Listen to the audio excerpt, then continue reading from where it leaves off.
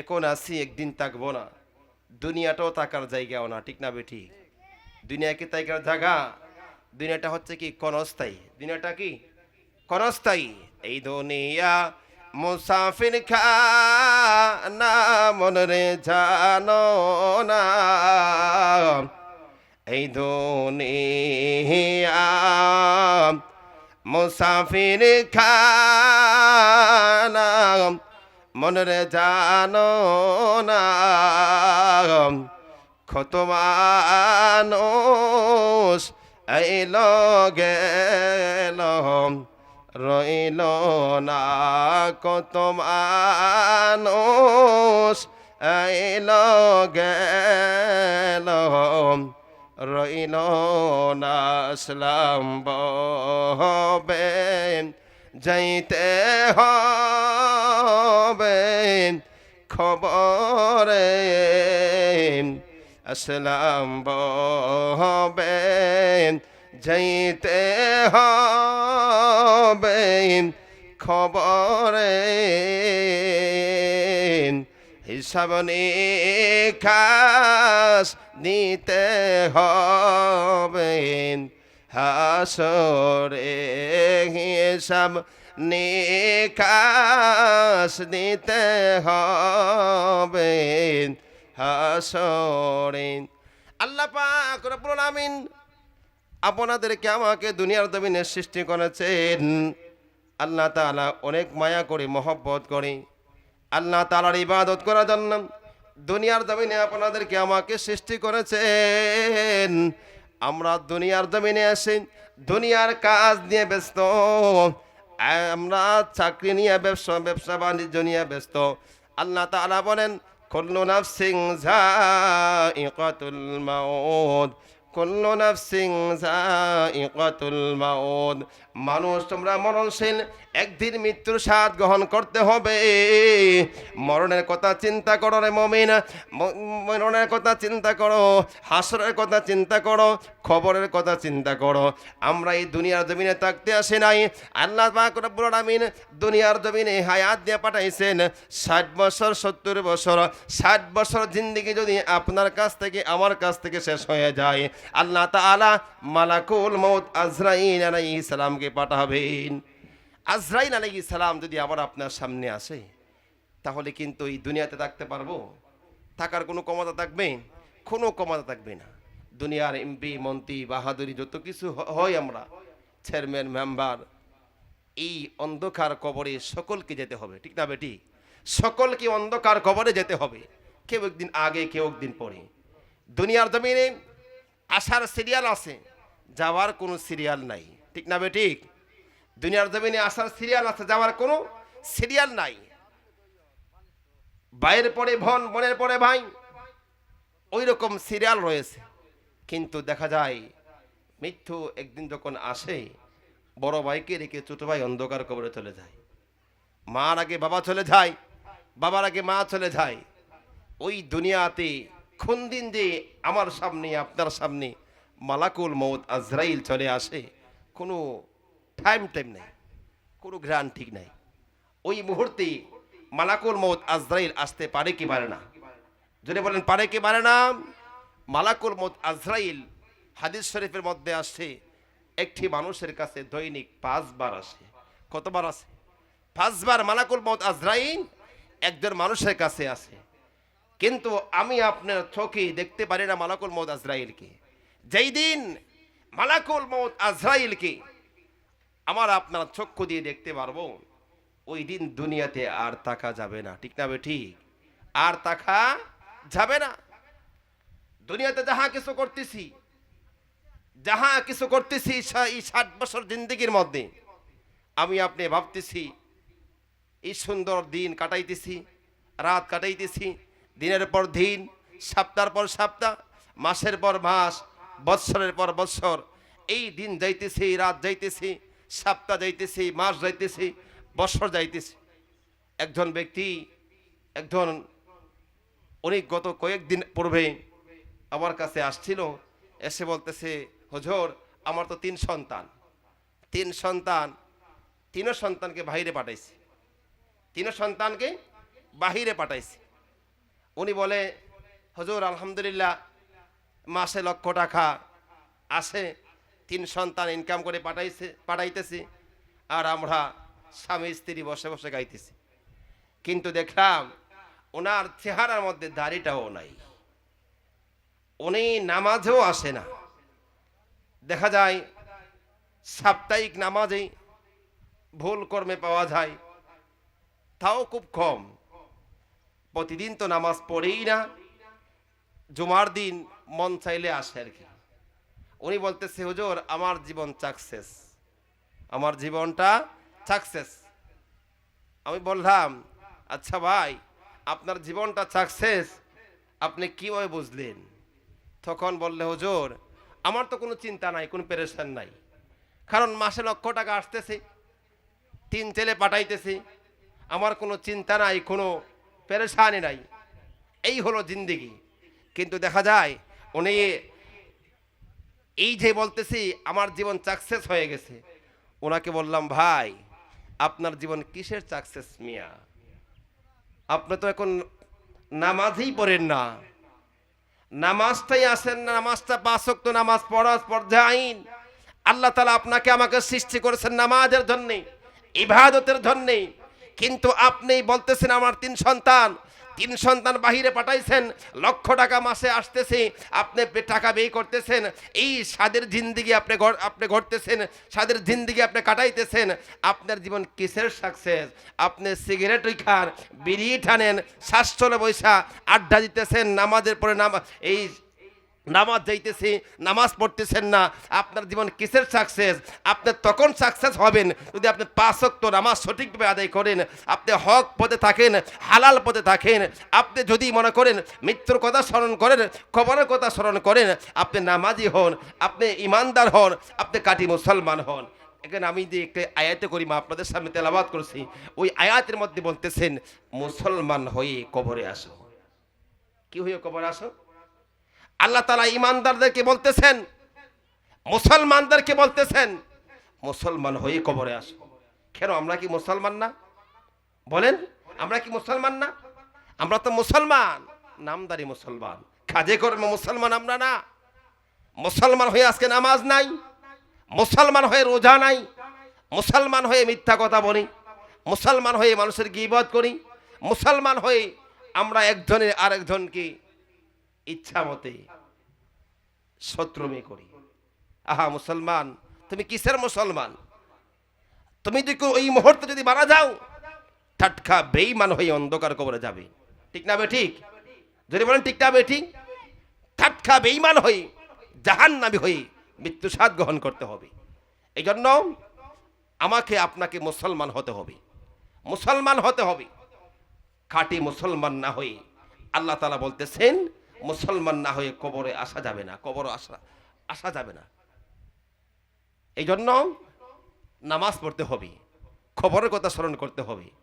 দেখেন, আমি আপনি আজকে জিন্দেগি কাটাইতেছি 60 বছর 70 বছর, ওই রকম জিন্দেগি যদি নিয়ে কবরে যাই, অন্ধকার কবরে যদি যাই, তাহলে এই অন্ধকার কবরের মধ্যেই আমাকে আপনাকে মুনকার নাকির ফেরেশতা এসে সওয়াল জবাব করবে। 3টা প্রশ্ন করবে। কয়টা প্রশ্ন করবে বলেন? কয়টা প্রশ্ন করা হবে? 3টা প্রশ্ন করা হবে। মার রব্বুকা ওয়া মান দীনুকা ওয়া মান নবিয়ুকা। মুনকার নাকির ফেরেশতা 3টা প্রশ্ন করার পূর্বে একজন ফেরেশতা আছে, রোমান ফেরেশতা। কোন ফেরেশতা? রোমান ফেরেশতা। ওই ফেরেশতা আসবে, আমার আপনার কাছে আসবে, এসে বলবে, ও আল্লাহর বান্দা, তোমার কাছে আসছি, তুমি যত বছর দুনিয়ার জমিনে কাটাইছো 60 বছর জিন্দেগির হিসাব একটা কাগজে লিখে দাও। সুবহানাল্লাহ। 60 বছর জিন্দেগির হিসাবটা লিখে দাও।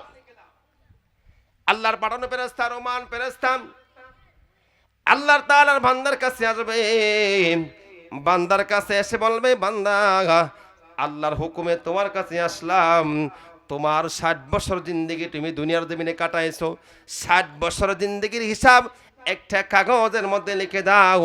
ওই কাগজটা নেওয়ার জন্য আমি রোমান ফেরেশতা তোমার কাছে আসছি। আল্লাহর বান্দা বলবে, ও আল্লাহর পাঠানো ফেরেশতা, আমার কাছে বলতেছো আমি কাতার মধ্যে লেখার জন্য, কিন্তু হে আমি ওই কবরের মধ্যে তো দুনিয়াতে খাতাও নিয়ে আসি নাই, কলমও নিয়ে আসি নাই। এখন কিভাবে জিন্দেগির হিসাব লিখবো? রোমান ফেরেশতা বলবে, ও আল্লাহর বান্দা, তোমার হাতের আঙ্গুল শাহাদাত আঙ্গুল তুমি শাহাদাত আঙ্গুল তুমি কলম বানাও, আর তোমার কাফনের কাপড় তুমি খাতা বানায় লাও। তোমার হাতের আঙ্গুল দিয়া তুমি কলম বানাও, আর কাফনের কাপড় তুমি কি বানাও? খাতা বানাও। তখন আল্লাহর বান্দা বলবেন, হাতের আঙ্গুল দিয়া কলম বানাইলাম, কাফনের কাপড় দিয়া কাগজ বানাইলাম, কলমের কালি পাবো কোথায়? তখন এই রোমান ফেরেশতা বলবেন, ও আল্লাহর বান্দা, তোমার তুতো মোবারক, তোমার তুথোটা তুমি কলমের কালি বানাও। মুখের তুতু দিয়া কলমের কালি বানানো হবে। হাতের আঙ্গুল বানাবে কলম, আর কাফনের কাপড় বানাবে কি? খাতা। তখন আল্লাহর বান্দা লিখতে থাকবে। বান্দা যদি বদকার হয়, বেনামাজি হয়, বান্দা যদি সুদখোর হয়, হারামখোর হয়, মিথ্যাবাদী হয়, গীবতখোর হয়, তখন ওই বান্দার হাত দিয়া কি লেখা আসবে? বলেন আপনার লেখা আসবে? আল্লাহ তাআলা বলেন, বান্দা, দুনিয়ার জমিনে তুমি 50 বছর 60 বছর জিন্দেগি করেছো, তোমার জিন্দেগিগুলো ভালো কাজে করো। তাহলে ভালো কাজে করতে পারলে খবরের মধ্যে রোমান ফেরেশতা আসার সাথে সাথে তোমার কাছে যখন প্রশ্ন করা হবে, তুমি সাথে সাথে লেখা আরম্ভ করে দিবা। সুবহানাল্লাহ। সাথে সাথে রোমান ফেরেশতা যখন বলবে, যদি নেককার হয়ে থাকো, তাহলে অটোমেটিক আঙ্গুল রাখতে দেরি হবে, আঙ্গুলটা রাখতে দেরি হবে, 60 বছরের জিন্দেগির হিসাব অটোমেটিক চলে আসবে। সুবহানাল্লাহ। আর যদি বদকার হয়, সারাদিন আপনি কলম দিয়া গোথাবেন, কোনো কাজ হবে না। ঠিক না বেটি? কোনো কাজ হবে না। রোমান ফেরেশতা তখন ওই ফেরেশতা ওই কাফনের কাপড় আপনার গলার মধ্যে দিয়ে ফেরেশতা চলে যাবে। তারপরে চলে আসবে কোন ফেরেশতা? মুনকার এবং নাকির, দুইজন ফেরেশতা। মানুষের কাঁধে দুইজন ফেরেশতা আছে। ডান কাঁধে একজন ফেরেশতা কিরামান ফেরেশতা, বাম কাঁধে কাতিবিন ফেরেশতা। এই দুই ফেরেশতা আমার আপনার প্রত্যেকটা সেকেন্ডের হিসাব, প্রত্যেকটা মিনিটের হিসাব, প্রত্যেকটা ঘন্টার হিসাব, একটা দিনের হিসাব, একটি মাসের হিসাব, একটি বছরের হিসাব। আপনি আমি কি করতেছি? এখন মাহফিলের মধ্যে বসে দিনই আলোচনা শুনতেছি, আল্লাহ রাসূলের সম্মান শুনতেছি, প্রত্যেকটা কথা ফেরেশতারা লিখতেছেন। সুবহানাল্লাহ। আমি আপনি গুনার কাজ করি, ফেরেশতারা গুনার কাজ লিখতেছে, নেক কাজ করি, নেক কাজ লিখতেছে। আল্লাহ তাআলা বলেন, বান্দা, হিসাব করে চলো, তোমার প্রত্যেকটা সেকেন্ডের হিসাব কিন্তু ফেরেশতারা লিখতেছেন। সুবহানাল্লাহ। এই জন্য হিসাব করে চলতে হবে। আজকের এই মাহফিল সাজাইছেন যুবক ভাইয়েরা, আমি আপনি অবহেলা করতেছি, রাস্তাঘাটে ঘুরতেছি, দোকানপাটে ঘুরতেছি, বাড়ি ঘরের মধ্যে ঘুরতেছি। আচ্ছা আপনারা বলুন তো, এই মাহফিল কি প্রতিদিন হয়? প্রতিদিন হয়? প্রতিদিন মাহফিল হয় না। এক একটা আলোচনা, এক একটা কথা, এক একটা কথা এক এক বছর নফল বন্দিগির সব হয়ে যাবে। সুবহানাল্লাহ। এক এক বছর নফল বন্দিগির সব হবে, এক একটা কথা। এই জন্য আমাকে আপনাকে হিসাব করে চলতে হবে। কবরের জিন্দিগিটা খুব ভয়ানক জিন্দিগি। খবর তো একটু পড়ে। প্রথমের ঘাটিটা হচ্ছে মৃত্যু। প্রথম ঘাটি কি? মৃত্যু। মৃত্যুটা এত কষ্টকর হবে। যদি বান্দা নাফরমান হয়, বান্দা বদকার হয়, তাহলে ওই বান্দার কেমন যে অবস্থা, মৃত্যুর যন্ত্রণা এত কঠিন যন্ত্রণা হবে। সাগর থেকে যদি একটা আঙ্গুল চোবা দেওয়া হয়, কতটুক পানি উঠবে? কতটুক পানি উঠবে? কতটুক পানি উঠবে বলেন? 1 2 3 ফোঁটা পানি উঠবে। আল্লাহ তাআলা বলেন, বান্দা, এই সাগর থেকে যদি একটা আঙ্গুল চোবা দেওয়া হয়, সই চোবা দেওয়া হয়, যতটুকু পানি উঠবে অতটুকু পানি পরিমাণ আল্লাহ কষ্ট দুনিয়াতে দিচ্ছেন। আর সাগর পরিমাণ কষ্ট আল্লাহ তাআলা মৃত্যুর সময় রাখছেন। কেমন কষ্ট হবে বলেন আপনারা? মৃত্যুর যন্ত্রণা খুবই কঠিন। আল্লাহর নবী ঈসা আলাইহিস সালাম, ওই নবীকে আল্লাহ তাআলা একটি মুজিজা দিয়েছিলেন। আল্লাহর নবী ঈসা যখন কোনো মৃত্যু ব্যক্তির কাছে কুম বিইজনিল্লাহ বলতেন, আল্লাহর হুকুমে মৃত মানুষ জীবিত হয়ে যাইতেন। আল্লাহর নবী ঈসা আলাইহিস সালাম কোনো এক গোরস্থানের পাশে গেলেন। এক বান্দা বলতেছেন, ও আল্লাহর নবী, ওই গোরস্থানের মধ্যে আমার বাবা আজ থেকে কয়েক সপ্তাহ আগে ইন্তেকাল করেছেন। যদি আমার বাবাকে আপনি জীবিত করতে পারেন তাহলে আমি আপনার কালিমা গ্রহণ করে ফেলবো। সুবহানাল্লাহ। আল্লাহর বান্দা যখন বললেন, ঈসা আলাইহিস সালামকে যখন বললেন, আল্লাহ নবী ঈসা আলাইহিস সালাম আল্লাহর হুকুমে কুম বিইজনিল্লাহ বলা আরম্ভ করলেন। আল্লাহ তাআলা যখন ঈসা আলাইহিস সালাম যখন কুম বিইজনিল্লাহ বললেন, সাথে সাথে মৃত মানুষ জীবিত হয়ে গেছেন। সুবহানাল্লাহ। আল্লাহ নবী ঈসা তখন ওই আল্লাহর বান্দা যে বলছিলেন কালিমা গ্রহণ করবেন, তখন উনি বলতেছেন, আমার বাবা কে আপনি জীবিত করেছেন, মনে হয় বাবার জানটা মনে চেপেছিল, বাবা মনে হয় জীবিত আছিল, বিশ্বাস করে নাই। তখন বলতেছেন, একটু দূরে সরেন, ওই কবরের মধ্যে আজ থেকে 6 মাস পূর্বে একজন ব্যক্তি মারা গেছেন। ওই ব্যক্তিকে যদি আপনি জীবিত করতে পারেন, আল্লাহ তাআলা হুকুমে যদি আপনি জীবিত করতে পারেন, ঈসা আলাইহিস সালামকে বলতেছেন, তাহলে আমি আপনার কালিমা গ্রহণ করে ফেলব। ঈসা নবীকে যখন বললেন, আল্লাহর নবী ঈসা আলাইহিস সালাম আল্লাহর হুকুমে বললেন, কুম বিইজনিল্লাহ, দাঁড়ায় যাও। মৃত মানুষ দাঁড়ায় গেলেন। সুবহানাল্লাহ। তারপরও কালিমা গ্রহণ করে নাই, ঈসা নবীর ধর্ম গ্রহণ করে নাই। কিছুক্ষণ পর আল্লাহ হুকুমে ঈসা আলাইহিস সালাম একটি কবরের পাশে যান। ওইখানে গিয়ে বললেন, কুম বিইজনিল্লাহ। আল্লাহ তাআলার হুকুমে এক সাদা সুন্দর একজন মানুষ যুবক দাঁড়াইলেন। ওই যুবককে বললেন, ভাই যুবক, আপনার নাম কি, আপনার পরিচয় কি? সুবহানাল্লাহ। আল্লাহ নবী ঈসা আলাইহিস সালাম বললেন, ভাই আপনার নাম কি, আপনার পরিচয় কি, জানতে চাই আপনার পরিচয়টা কি? উনি বলতেছেন, আমার নাম শাম, আমি নূহ পয়গম্বরের সন্তান। সুবহানাল্লাহ। আল্লাহর নবী শামকে বলতেছেন, ঈসা আলাইহিস সালাম বলতেছেন, ভাই শাম, আপনার বাবাও নবী, আপনিও নবী, আপনি নবীর ঘরের নবী, আপনার বাবা নবী, আপনি নবী। কিন্তু আমি আপনার কাছে জানতে চাই, আপনি যে ওই কবরস্থানে দাফন হয়েছেন কত বছর পূর্বে? আল্লাহর নবী তখন ওই মুনকার নাকির ফেরেশতা দেখেই বুঝবে যে বান্দাটা বদকার, বেনামাজি, বান্দা বেনামাজি।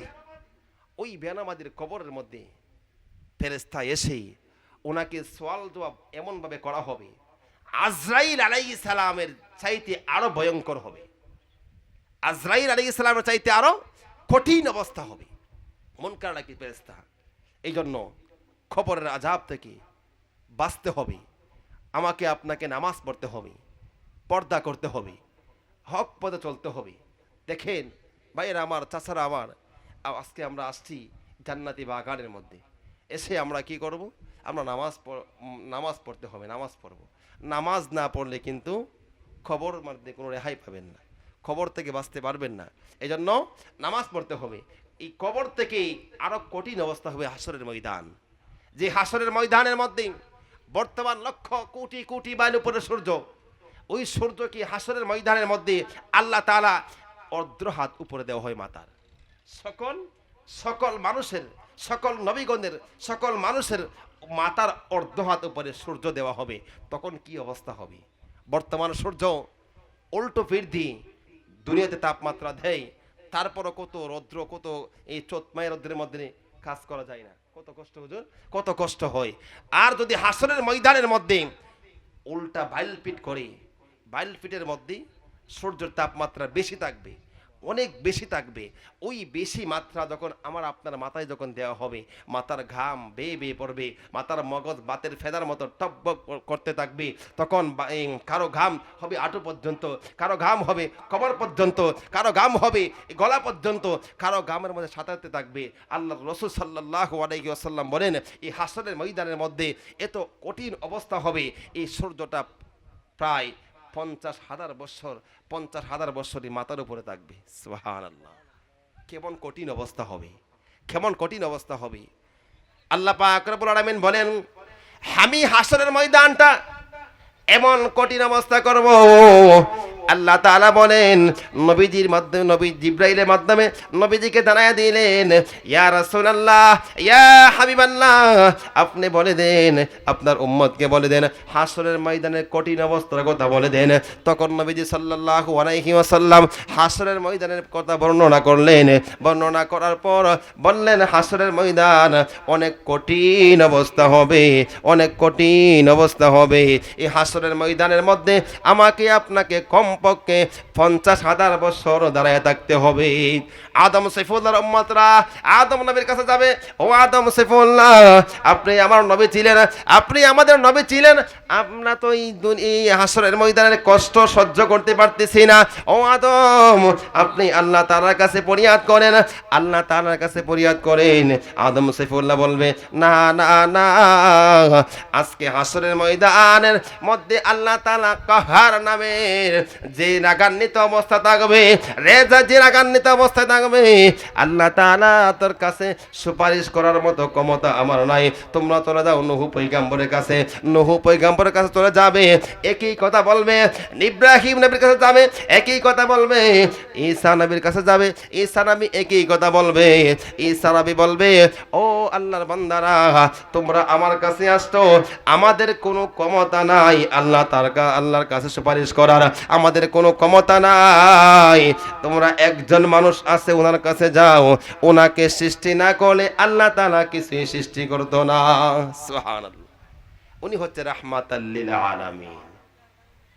যেই নবী দুনিয়াতে আসছেন উম্মতি বলেন, যেই নবী দুনিয়া থেকে বিদায় নিয়েছেন উম্মতি বলেন, ওই নবী কাল কিয়ামতের ময়দানে, কাল কিয়ামতের ময়দানে মাকামে মাহমুদের মধ্যে নবীর সেজদার মধ্যে পড়ে থাকবেন, সেজদার মধ্যে পড়ে থাকবেন। সকল উম্মতরা যাবে, নবীর কাছে যাবে, নবীর কাছে গিয়ে বলবে, ইয়া রাসূলুল্লাহ, আপনি আজকে এই হাসরের ময়দানের মধ্যে আল্লাহ তাআলার কাছে সুপারিশ করেন, সুপারিশ করেন, আপনি ছাড়া সুপারিশ করনেওয়ালা ব্যক্তি কেউ নাই। তখন আল্লাহ তাআলা আল্লাহর কাছে আমার আপনার নবী, দুজাহানের বাদশাহ নবী, কুল কায়নাতের নবী মুহাম্মদুর রাসূলুল্লাহ সাল্লাল্লাহু আলাইহি ওয়াসাল্লাম আল্লাহর কাছে সুপারিশ করবে।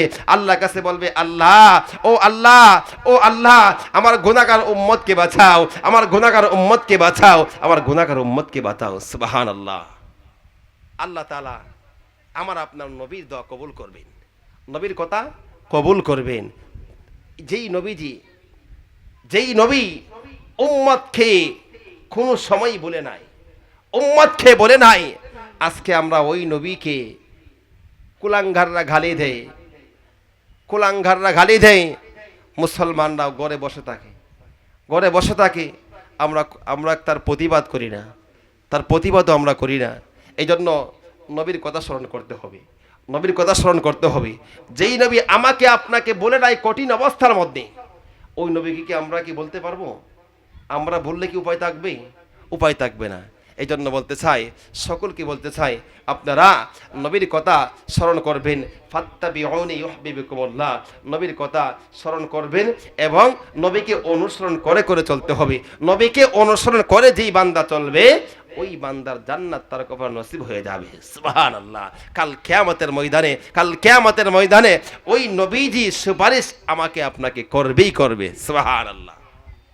আল্লাহুম্মা সাল্লি আলা সাইয়্যিদিনা মুহাম্মাদ নাবিয়ানা শাফিয়ানা মাওলানা মুহাম্মাদ নাবি শাফিয়ানা মাওলানা মুহাম্মাদ আল্লাহুম্মা সাল্লি আলা সাইয়্যিদিনা মুহাম্মাদ নবী আমরার নূরের ফুতুল জগৎ করলেন ও জালা নবী নহরের ফুতুল জগৎ করলেন ও জাহালা রোজ হাসরে করবেন তিনি উম্মে তেরি ফয়সালা রোজ হাসরে করবেন তিনি উম্মে তেরি ফয়সালা আল্লাহুম্মা সাল্লি আলা সাইয়্যিদিনা মুহাম্মাদ নাবি শাফিয়ানা মাওলানা মুহাম্মাদ নাবিয়ানা শাফিয়ানা মাওলানা মুহাম্মাদ আরশ কুরসি লৌহ কলম সবই তোমার ওসিলা আরশ কুরসি লৌহ কলম সবই তোমার ওসিলা আল্লাহ নিজ মাবুদ খুশি হয়া নাম রাখলেন হাবিবুল্লাহ আল্লাহ নিজ মাবুদ খুশি হয়া নাম রাখলেন হাবিবুল্লাহ আল্লাহুম্মা সাল্লি আলা সাইয়্যিদিনা মুহাম্মাদ নাবিয়ানা শাফিয়ানা মাওলানা মুহাম্মাদ নাবিয়ানা শাফিয়ানা মাওলানা মুহাম্মাদ আল্লাহুম্মা সাল্লি আলা সাইয়্যিদিনা লা ইলাহা ইল্লাল্লাহু মুহাম্মাদুর রাসূলুল্লাহ সাল্লাল্লাহু আলাইহি ওয়াসাল্লাম বাকি আমি জানিলাম না গো আল্লাহ মর কত দিন বাকি আমার মরণের কত দিন বাকি আমি জানিলাম না গো আল্লাহ মরণের কত দিন আজরাইল শিয়া যখন হস্তে দিবা দরি আজরাইল শিয়া যখন হস্তে দিবা দরি তখন আমার মনা ভাই করবা লোকালোকি আমি জানিলাম না গো আল্লাহ মরণের কত দিন বাকি আমার মরণের কত দিন বাকি আমি জানিলাম না গো আল্লাহ মরণের কত দিন কানের গেল করণ তালি চোখের গেল জ্যোতি কানের গেল করণ তালি চোখের গেল জ্যোতি দাঁত লড়িল চুল পাকিল বয়স দিল বাটি আমি জানিলাম না গো আল্লাহ মরণের কত দিন বাকি আমার মরণের কত দিন বাকি আমি জানিলাম না গো আল্লাহ মর আর হায়াত হইল হাতে বাইরে মৌত হইল পায়ে হায়াত হইল হাতে বাইরে মৌত হইল পায়ে যে জায়গা যার মরণ লেখা সে জায়গা সে মরে আমি জানিলাম না গো আল্লাহ মরণের কত দিন বাকি আমার মরণের কত দিন বাকি আমি জানিলাম না গো আল্লাহ মরণের কত দিন 40 দিনের আগে বাইরে মৌতের নিশানি 40 দিনের আগে বাইরে মৌতের নিশানি জনম দুধে বন্দানি বা চৌকে দিয়া আন্দিয়া আমি জানিলাম না গো আল্লাহ মরণের কত দিন বাকি